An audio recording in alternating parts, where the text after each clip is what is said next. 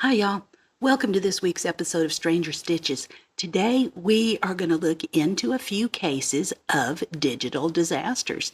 I'm going to sprinkle in just enough sweet tea and Southern charm to keep it all very civilized. This story is from public sources and a reliable IT guy.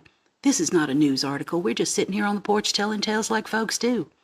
So, pick your poison, sit your shapely ass down, and buckle up, Buttercup. Today, we are taking a look into the cases where people got themselves busted outright or contributed evidence against themselves from their own computers. Well, let me break it down a little bit, because this whole digital forensics thing, I didn't understand all I read about it. So, the husbeast is a computer guy, and I asked him to explain it to me like I'm a toddler. See, nowadays when folks use the computer to commit crimes, they leave a trail of digital breadcrumbs everywhere they go online. Anything you look up or any information you're trying to find, law enforcement has gotten real good at tracking those crumbs all the way home. So we'll talk about them in a minute. Yes, they will know if you were home watching Love Island or getting out and getting up to stuff. And don't even try to use that timer because they'll know about that too.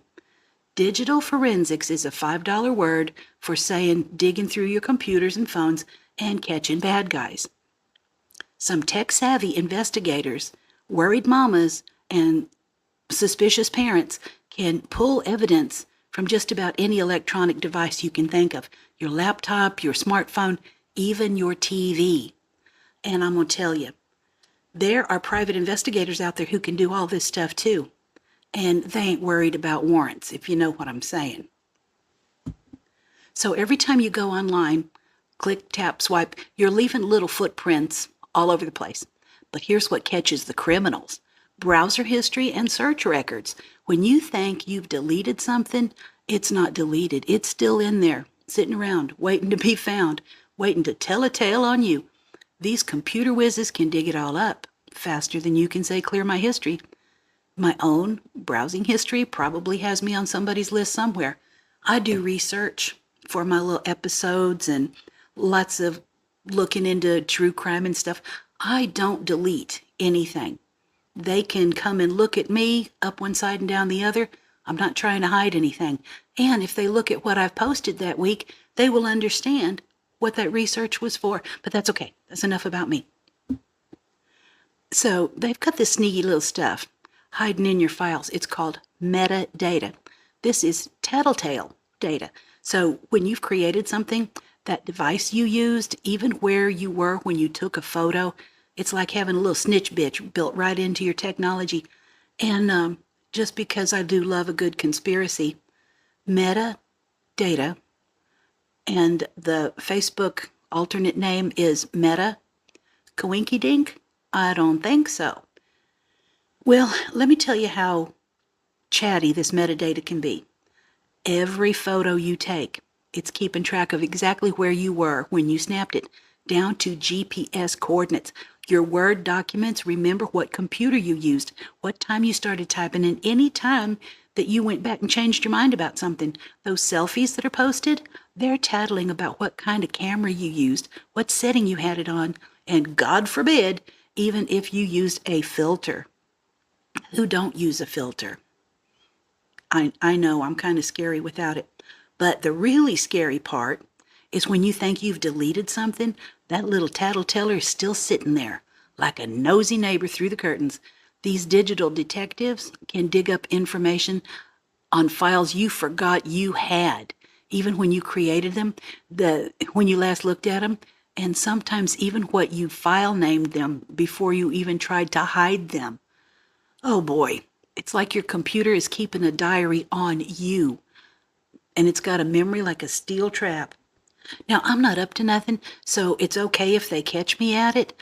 I'm just saying it kind of bugs me that all of this stuff can be so easy to get hands on. I know it's personal stuff, but I'm also glad that they can do it because it gets the bad guys caught.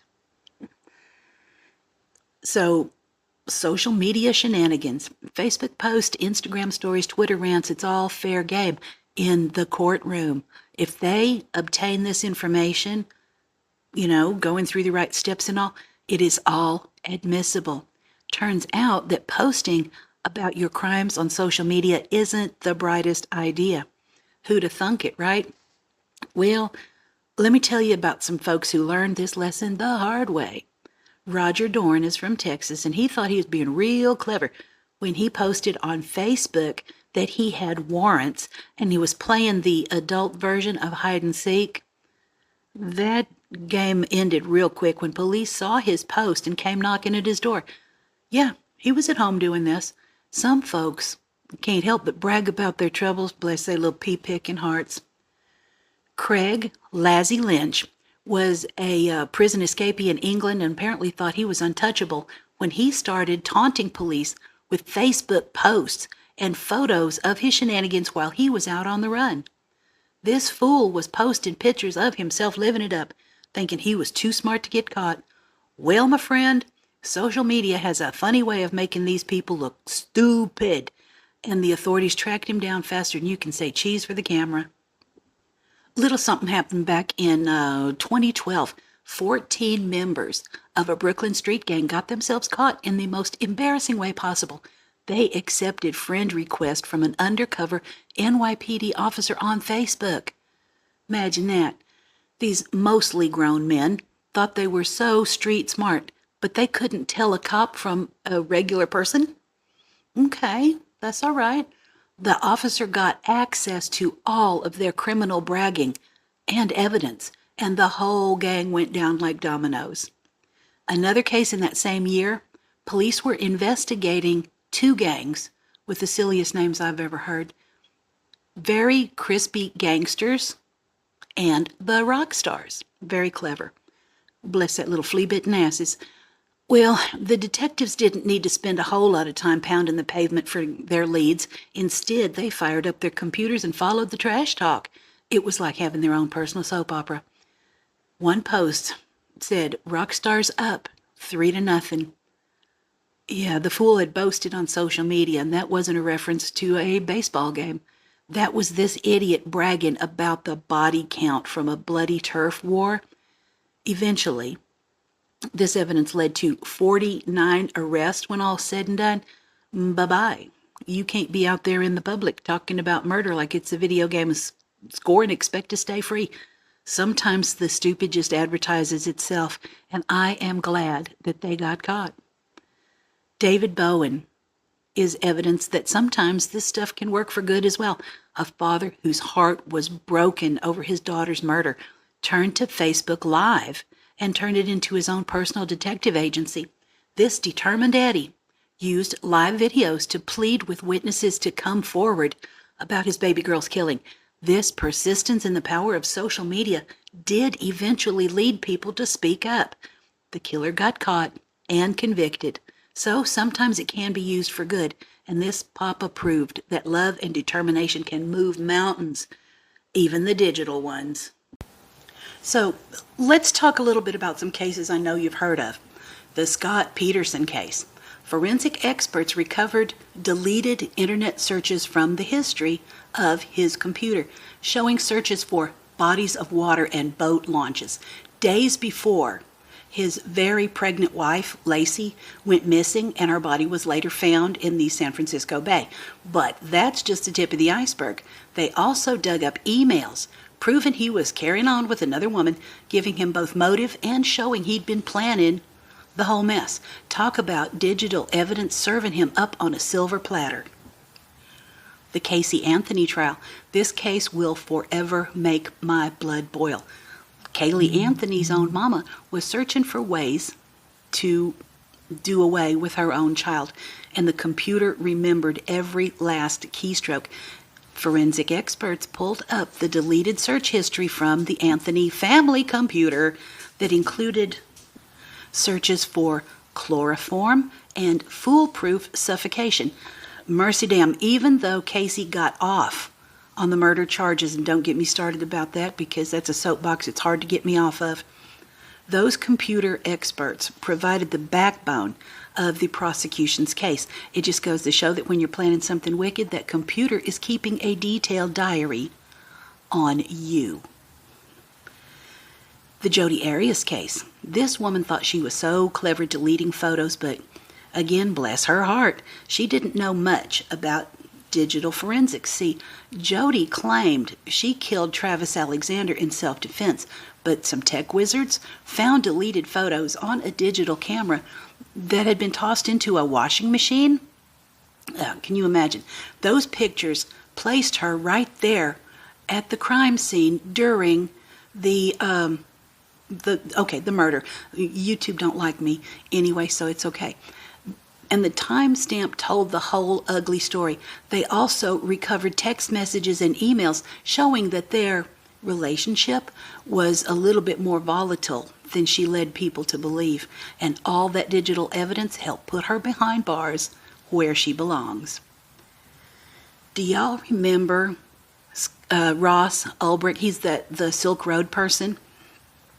This guy got caught, and he was running a kind of digital empire with illegal drug trade on his little marketplace, but the feds caught up with him, caught him red-handed. They seized his laptop while it was still running.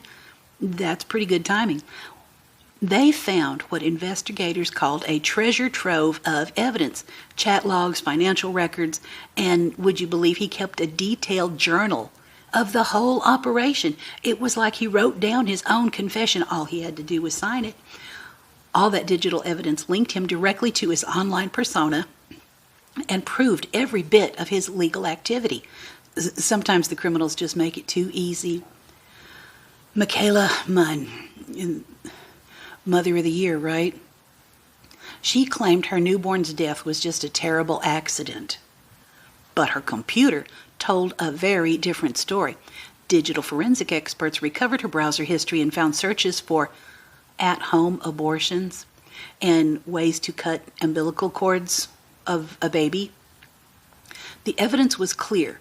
It might as well have been written in neon lights. That search history directly contradicted the story that she was telling and helped prosecutors prove that she intentionally did away with her own baby.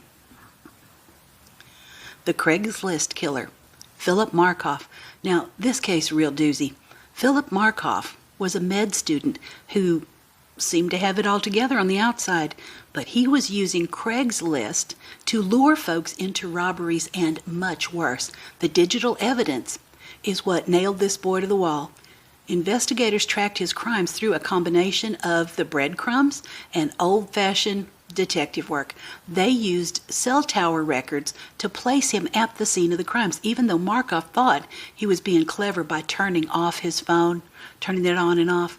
But here's the kicker. They also found his email communications with his victims, tracked his IP address, and discovered he'd been using multiple email accounts to set up these meets.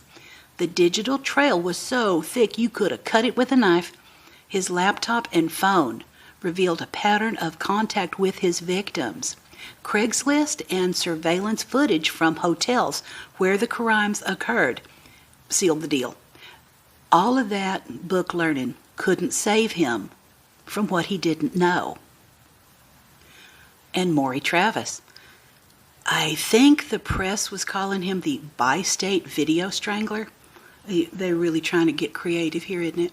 Well, if this isn't a lesson in how arrogance can be your downfall, I don't know what is. This serial killer was sick enough to videotape his murders, but what really did him in was his own cockiness.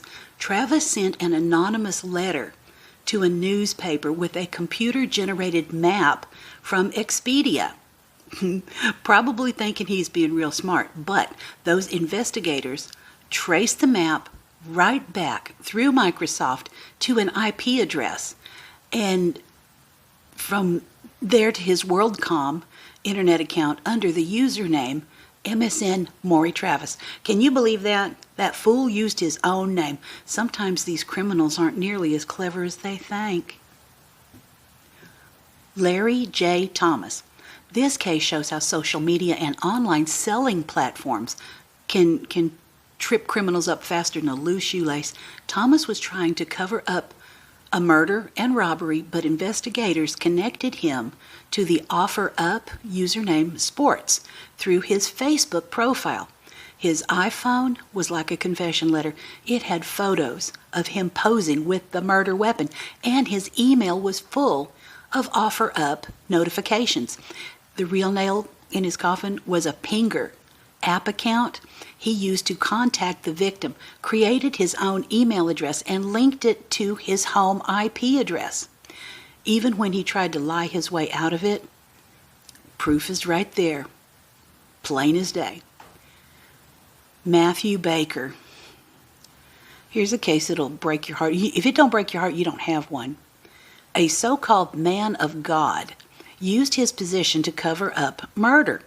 This Texas minister killed his wife Carrie and tried to make it look like suicide, but this church computer told the real story.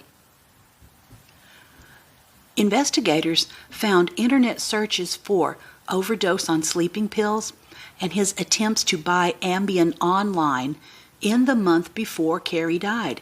The emails proved that Baker was at the computer when these searches happened, and combined with witness testimony about his confession, it contradicted the suicide story completely.